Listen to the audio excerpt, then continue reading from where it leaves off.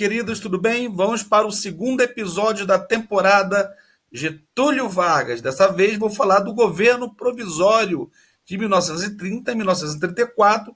E Getúlio Vargas quer governar sem nenhuma constituição.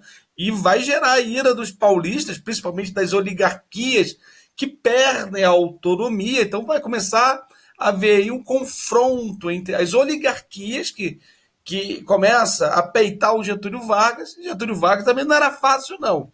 Vamos ver aí, vamos para os slides, vamos resolver lá que é melhor. Não é? Sempre falo, vamos resolver nos slides. Então aí o segundo episódio, né, era Vargas, governo provisório. É assim chamado porque ele vai governar através de decretos, ele vai fechar o Congresso Nacional, não tem mais assembleias, não tem nada, amigo. É ele governando por decreto mesmo, ditador mesmo. Chama-se o governo provisório período de 30 a 34, quando Getúlio Vargas governa o Brasil após a vitória desse movimento chamado Revolução de 30, né? Foi um golpe, eles tiram o Júlio Prestes, o Júlio Prestes nem chega a assumir. Este momento foi marcado pela tensão entre centralização do poder em torno a Vargas e o descontentamento das antigas oligarquias estaduais.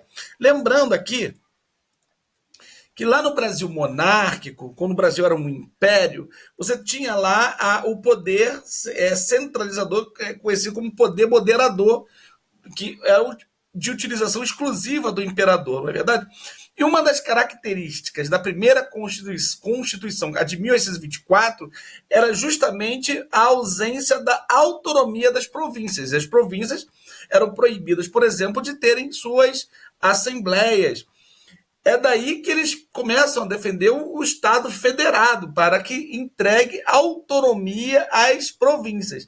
De certa forma, o Vargas vai reverter tudo isso, acabar com as autonomias, e aí, meu amigo, ele vai começar a substituir dentro dos estados a figura do interventor, que é um camarada que apoia o Getúlio Vargas. Esse camarada, normalmente, essa figura do interventor não é muito bem-vindo pelas oligarquias que se sentem super ressentidas com a sua perda de autonomia, tá bom?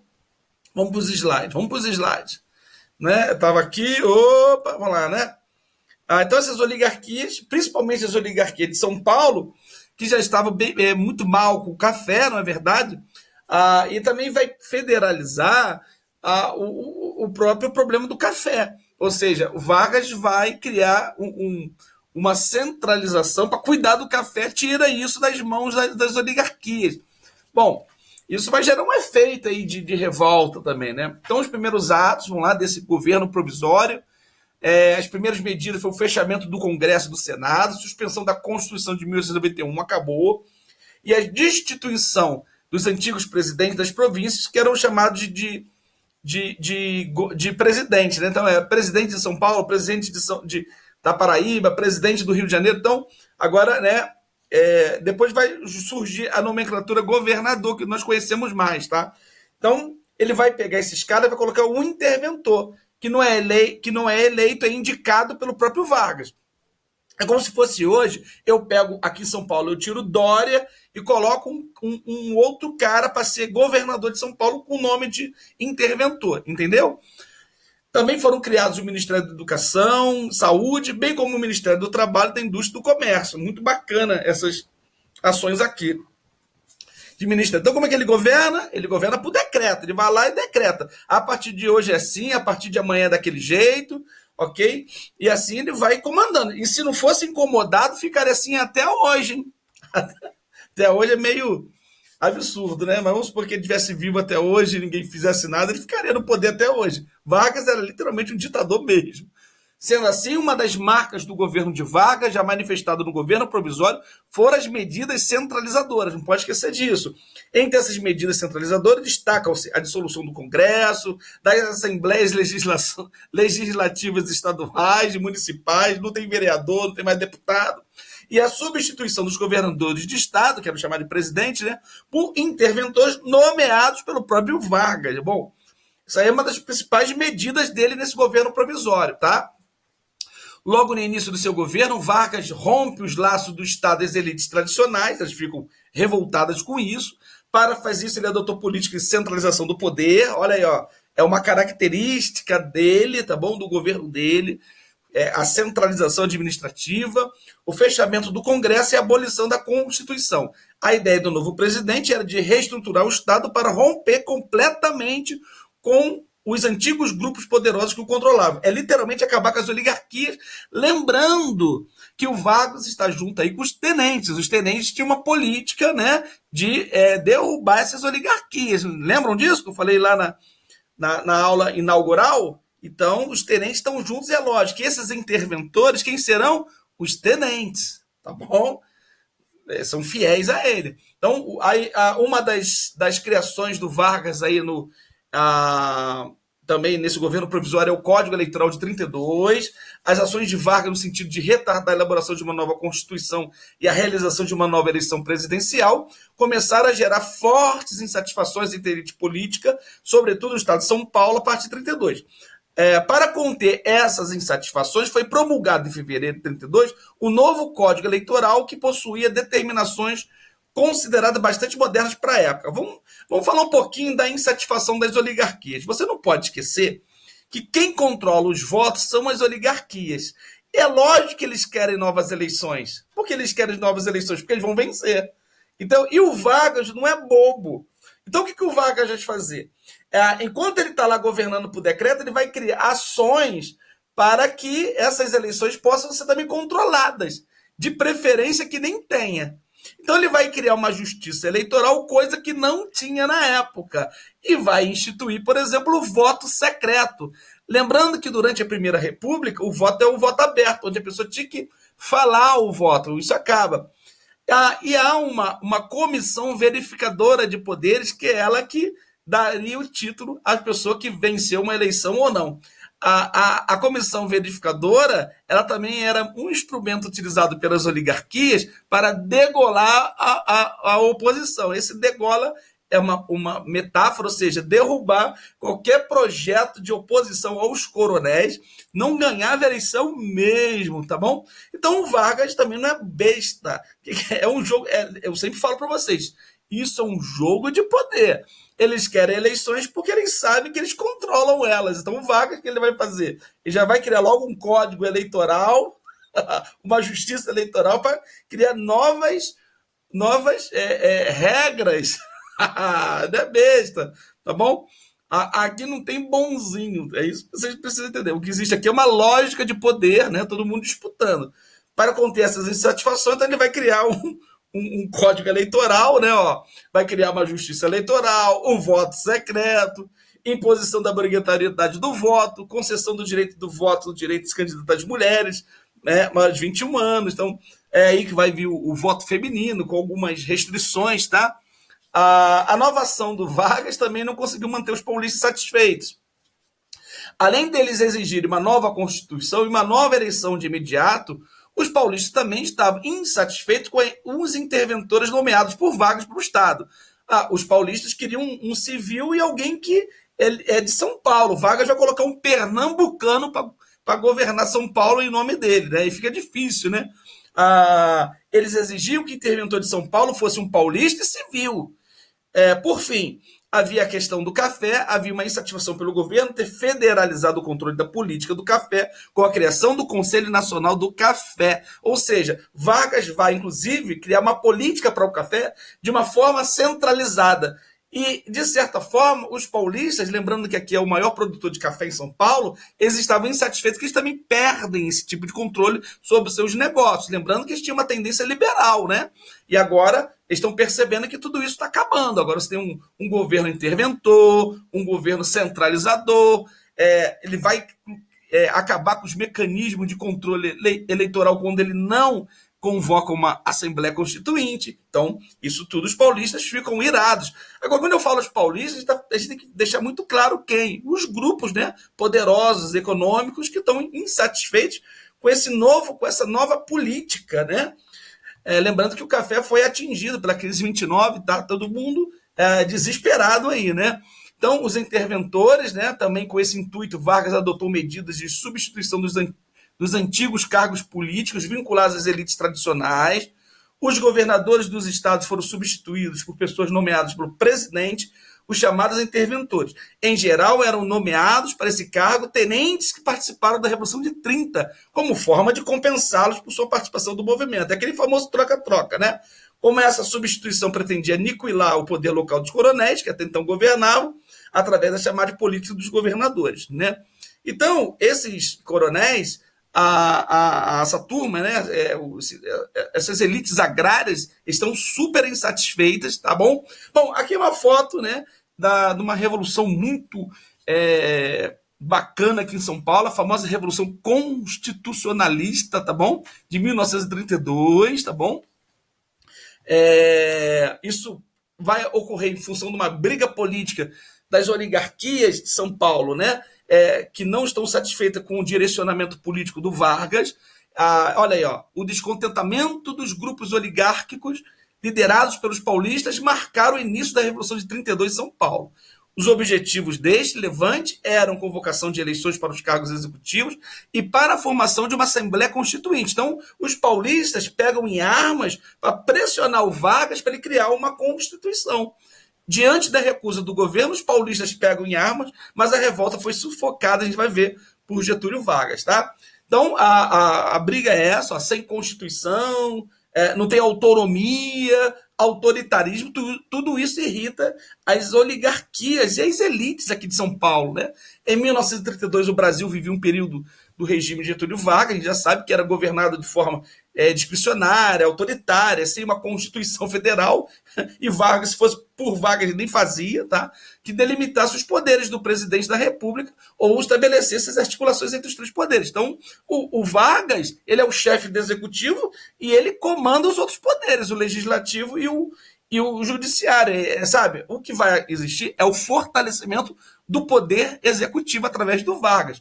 Então, as pessoas estão querendo saber, Vargas, e aí? É só você que manda? Como é que funciona? Você não vai abrir, não? Então, isso gera descontentamento. Somando-se a isso, tampouco havia Congresso Nacional, Assembleia Legislativa e câmaras municipais. Então, não tem uma Câmara de Vereadores, não tem uma Assembleia Legislativa, não tem deputado, não tem vereador, é só por decreto. E toma decreto, se relaciona com o interventor que eu coloquei aí, essa é a autoridade de São Paulo. Então, essa autoridade do Rio de Janeiro, essa, sabe? E assim vai funcionando. E esses caras são fiéis, são militares, tá? Eu sempre digo para todo mundo, e às vezes as pessoas ficam irritadas comigo. Eu sou muito sincero, muito ácido, né?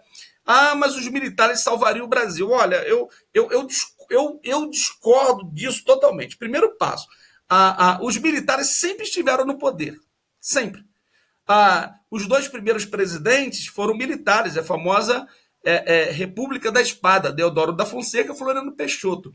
Durante aí o governo das oligarquias, entrou o Marechal Hermes da Fonseca, que foi presidente, tá? Militar. Você está reparando aí que o Vargas governa com quem? Com quem que o Vargas governa? Com os interventores. Quem são eles? Os tenentes, os jovens oficiais, tá? Depois que o Vargas sai ao poder, vai assumir o poder através do voto o general Eurico Gaspar Dutra. General, tá contando aí quantos presidentes militares já tivemos? Então, galerinha, depois você tem em 64 a 85 governado por militares, Castelo Branco, o Geisel, o Figueiredo, Costa e Silva, não é isso? Então, então os militares sempre tiveram presente junto ao poder. E agora a gente tem aí o presidente, o Bolsonaro, que, aliás, existem mais militares dentro do governo dele do que dentro da própria ditadura, que foi um governo civil-militar. Só para vocês terem uma ideia. Então, essa coisa de inocentar os militares como se eles não tivessem nada a ver com o Brasil, não. Eles sempre tiveram ocupando o poder no Brasil, sim. Sim. Junto com os civis, tá bom? Meu amigo. Vai pesquisar isso que eu falei, então, tá bom? Além disso, os Estados Federados perderam grande parte da autonomia, né, que vinha na vigência da Constituição de 1891. A Constituição de 1891 ela é marcadamente a primeira republicana e ela vai conceder autonomia nos estados, né, que eram as antigas províncias. Pois Vargas nomeava interventores leais ao seu regime, sua maioria ligada ao clube 3 de outubro, por vezes entrava em atrito com grupos políticos dos respectivos estados. Então, você tinha alguns militares que acabavam se chocando com os oligarcas, lembrando que o movimento desse clube do 3 de outubro é ligado ao movimento tenentista. E o movimento tenentista ele já se chocava em sua própria natureza criadora, né, do movimento, com as propostas oligárquicas. Então, quando você coloca um cara desse como interventor num determinado estado, esse interventor ele vai para cima das oligarquias. E lógico que isso vai gerar um conflito, não é verdade? Tá bom? Aqui em São Paulo, por exemplo, vai existir, vocês vão ver. A Revolução Constitucionalista de 32 foi uma revolta ocorrida no estado de São Paulo contra o governo Getúlio Vargas. As elites paulistas buscavam reconquistar o comando político que haviam perdido com a Revolução de 30 e pediam a convocação de eleições e a promulgação de uma Constituição. Tá bom? Cadê as eleições prometidas? Onde está a Assembleia Constituinte? Era isso que berravam os paulistas. Então, não estão errados, né? No entanto, o tempo passava e isso não acontecia. Desta maneira, uma forte oposição ao governo Vargas foi iniciada pelos fazendeiros paulistas. Além disso, houve também grande participação de estudantes universitários, comerciantes, profissionais, liberais, que exigiam convocações das eleições. Assim, no dia 23 de maio, aconteceu um ato político a favor de eleições no centro de São Paulo. A polícia reprime um grupo de manifestantes e causa a morte de 4 estudantes, o Martins, o Miragaia, Drauzio e Camargo. Daí que vai surgir essa sigla MMDC. Esses jovens morrem, né? Tem aí um rapazinho aqui de 14 anos, não sei se é o Drauzio. Tem um aí que tem 14 anos de idade, muito triste. Eles viraram os mártires, né, desse movimento. O fato revolta a sociedade paulista e as iniciais dos jovens MMDC torna-se um dos símbolos do movimento. Depois teve um decreto mais tarde, na verdade, essa sigla aí vai ser o MMDCA, porque você tem o Orlando Alvarenga, que vai morrer 3 meses depois, e estava junto com eles nessas manifestações, tá bom? Aí um painel, né, de homenagem, né, do Camargo, do Drauzio, Martins, mas o Alvarenga realmente não aparece, né? E tem o nome deles lá no obelisco de Ibirapuera.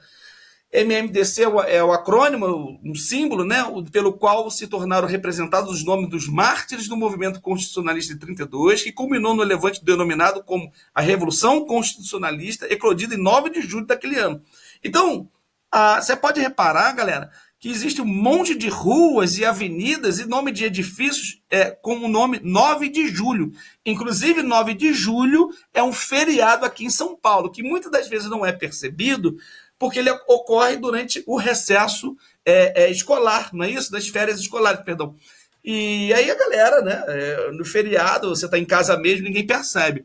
Se fosse aqueles feriadões que você pudesse ficar em casa, você, opa, que legal. Por isso que muitos estudantes, eles acabam não prestando atenção nesse 9 de julho, mas faz parte de uma data cívica muito importante em São Paulo, que eu acredito, e eu faria uma proposta de ampliar esse 9 de julho para todo o Brasil. Eu acho um movimento de resistência, de liberalismo, muito, muito bacana, tá bom?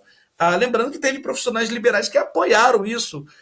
Lembrando também que, lógico, existem outros interesses por trás disso tudo, principalmente das elites que queriam ser ouvidas no governo Vargas. Essa que é a grande verdade. Se o Vargas já chegasse, dando tudo para eles, eles não iam fazer isso. Eu acredito que não fariam. Embora setores da sociedade, profissionais liberais, que não gostam desse tipo de centralismo, até sim fariam alguns movimentos, tá bem?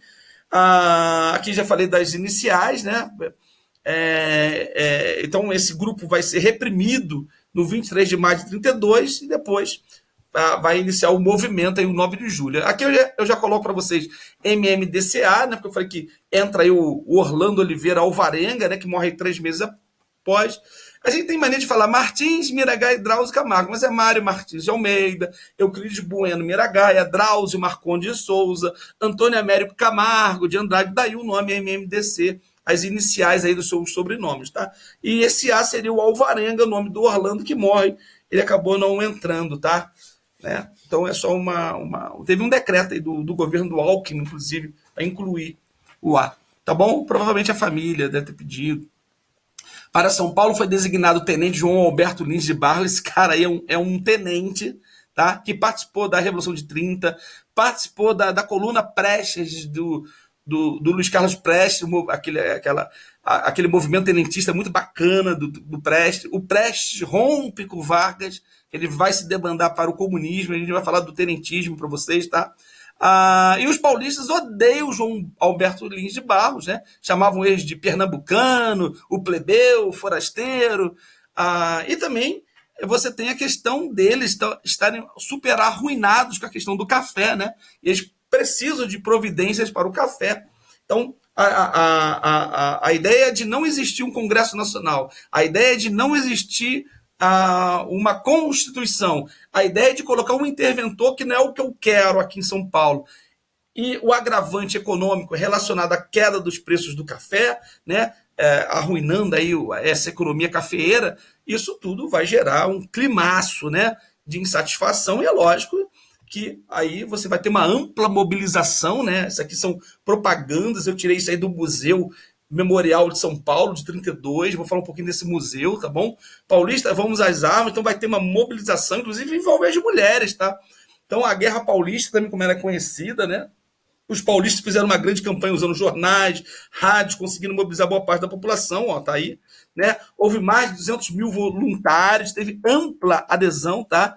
Por outro lado, também setores do Exército, da futura Polícia Militar de São Paulo, enquanto o movimento ganhava apoio popular, 100 mil soldados do governo Vargas partiram para enfrentar os paulistas, tá? Foi guerra mesmo, galera. Inclusive usa aviação, eu falei para vocês, Santos Dumont fica muito triste com isso, tá bom?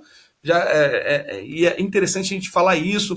Houve a mobilização parcial da sociedade paulista, fábricas foram adaptadas para a produção de equipamentos bélicos, joias foram arrecadadas entre a elite paulista com o objetivo de reverter os valores obtidos para a compra de armamentos, e soldados foram mobilizados em massa para a luta. Os paulistas, porém, lutaram sozinhos, não foram páreo para as forças do governo, né?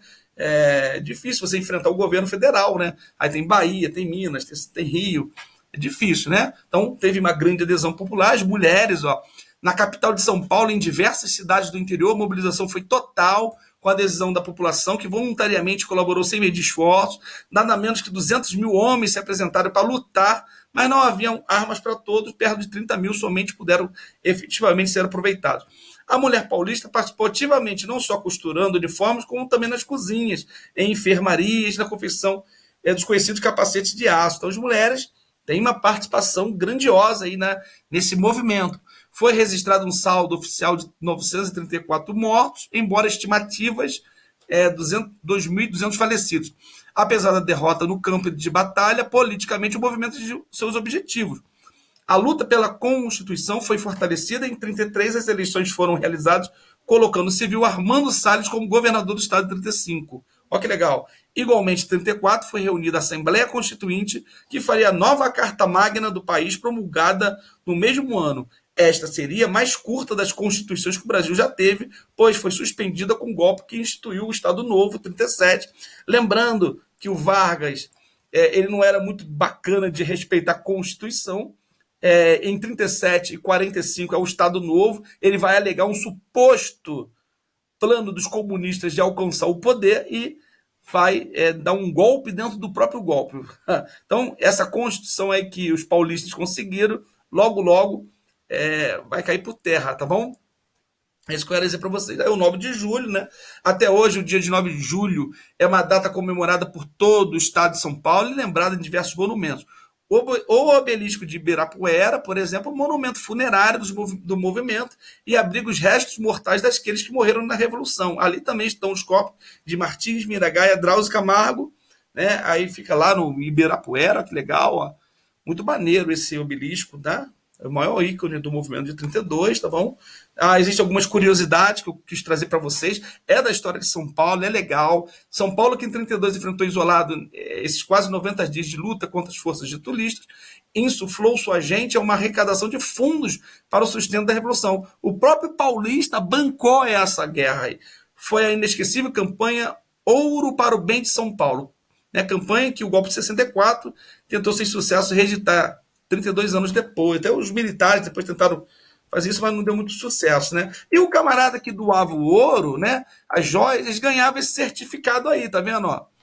Departamento declara, que certifica que o fulano doou ouro para o bem de São Paulo, né? Foi um movimento legal, tá? Ouro para o bem de São Paulo. Esse certificado aqui que você está vendo.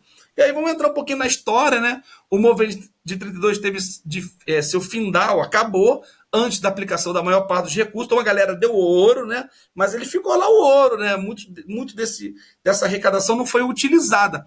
E para que o governo central não empalmasse os valores apurados, o Vargas ainda podia pegar esse dinheiro, né? O Comando das Forças Paulistas doou os fundos à Benemérita Santa Casa de Misericórdia, né, que com eles construiu uma perpétua memória do fato, um prédio retratando a bandeira paulista no Largo da Misericórdia, no coração de São Paulo. Aí é um pouco da propaganda, deu ouro para a vitória, ouro para o bem de São Paulo, que eu falei para vocês, né? E aí realmente o prédio que foi construído, né, tá vendo? O nome do prédio do edifício é o Ouro para o Bem de São Paulo, né? Fica bem no centro da cidade de São Paulo, colocando vários outros prédios cinzentais com pouco destaque em reformas que parecem não ter fim. Está um símbolo da Revolução Constitucionalista. É o prédio de nome Ouro para o Bem de São Paulo, parece uma bandeira de São Paulo, né? Que legal, ó. Né? Ouro para o Bem de São Paulo. E aqui é um memorial. Existem vários memoriais, tá bom, galera? Só em São Paulo tem 3. Tem alguns memoriais lá em Campinas. Então, várias cidades apoiaram, né, o estado de São Paulo.